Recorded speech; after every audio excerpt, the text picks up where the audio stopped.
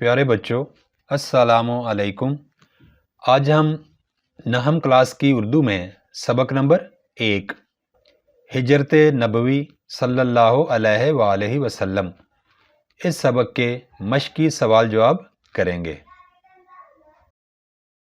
پیارے بچوں، اگر آپ نے ابھی تک میرے چینل کو سبسکرائب نہیں کیا تو ابھی سبسکرائب کر لیں اور میرے چینل کے ویڈیوز کو اپنے فرینڈز اور کلاس فیلوز میں بھی شیئر کیا کریں۔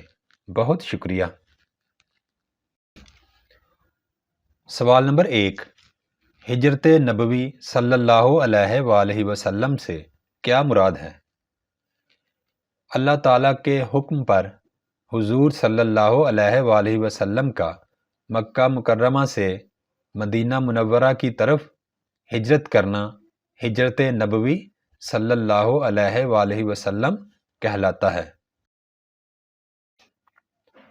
سوال نمبر 2 رسول پاک صلی اللہ علیہ وآلہ وسلم نے نبوت کے کون سے سال ہجرت فرمائی؟ رسول پاک صلی اللہ علیہ وآلہ وسلم نے نبوت کے 13ویں سال ہجرت فرمائی۔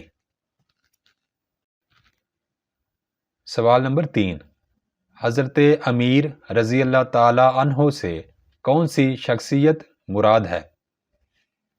حضرت امیر رضی اللہ تعالی عنہ سے مراد حضرت علی رضی اللہ تعالی عنہ کی شخصیت مراد ہے۔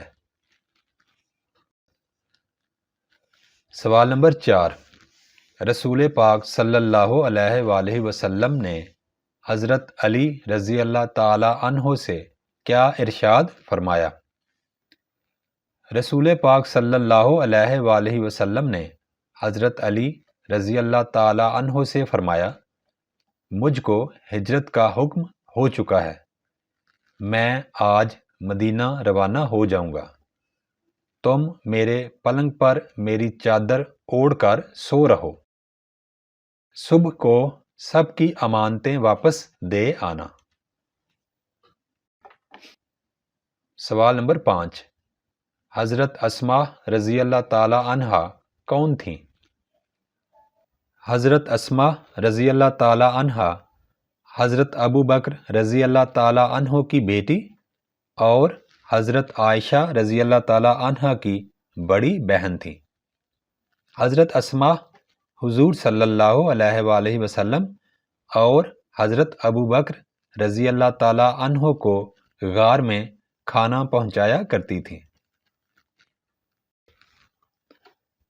سوال نمبر 6 قریش نے رسول پاک صلی اللہ علیہ وآلہ وسلم اور حضرت ابو بکر رضی اللہ تعالی عنہ کو گرفتار کرنے کا کیا انعام مقرر کیا؟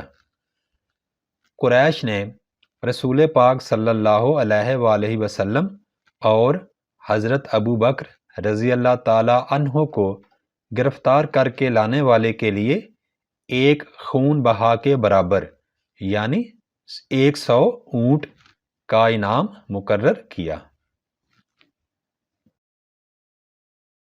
سوال نمبر 7 سراقہ بن جہشم کیسے طائب ہوا؟ سراقہ بن جہشم انعام کے لالچ میں آپ صلی اللہ علیہ وآلہ وسلم کی تلاش میں نکلا۔ جب حضور صلی اللہ علیہ وآلہ وسلم غار سے مدینہ منورہ کی جانب روانہ ہو رہے تھے تو سراقہ بن جہشم نے آپ صلی اللہ علیہ وآلہ وسلم کو دیکھ لیا۔ وہ گھوڑا دوڑا کر قریب آیا تو گھوڑے نے ٹھوکر کھائی اور سراقہ گر پڑا۔ اس نے ترکش سے فال کے تیر نکال کر دل میں سوچا کہ اسے حضور صلی اللہ علیہ وآلہ وسلم پر حملہ کرنا چاہیے کہ نہیں۔ جواب میں اس کے دل سے نہیں نکلا، مگر اس کے دل میں 100 اونٹوں کا خیال آیا اور وہ دوبارہ گھوڑے پر سوار ہوا اور آگے بڑھا۔ اب کی بار اس کے گھوڑے کے پاؤں گھٹنوں تک زمین میں دنس گئے۔ اس نے دوبارہ فال نکالا لیکن دل کی رضامندی نہ پا کر اس نے آپ صلی اللہ علیہ وآلہ وسلم پر حملہ نہ کیا۔ Thanks for watching. Please subscribe my channel. Also like and share this video with your friends. Thanks.